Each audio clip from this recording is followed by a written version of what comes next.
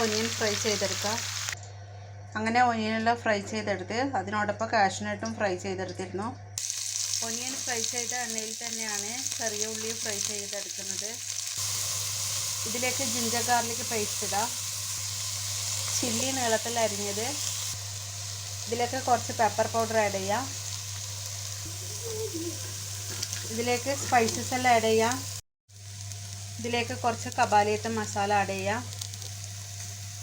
അതിനുശേഷം ഇതിലേക്ക് ക്യാപ്സിക്കവും ക്യാരറ്റും ആഡ് ചെയ്യാം.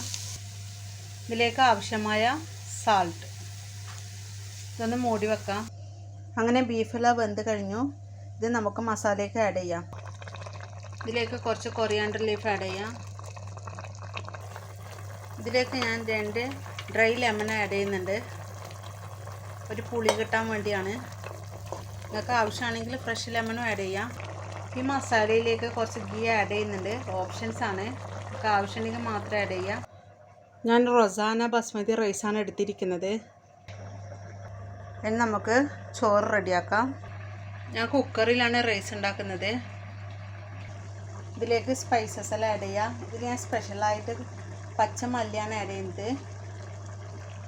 ഇതിനാവശ്യമായ വെള്ളം ഒഴിക്കാം. ഇതിനാവശ്യമായ സാൾട്ട്. ഇനി നമുക്കിതൊന്ന് മൂടി വെക്കാം.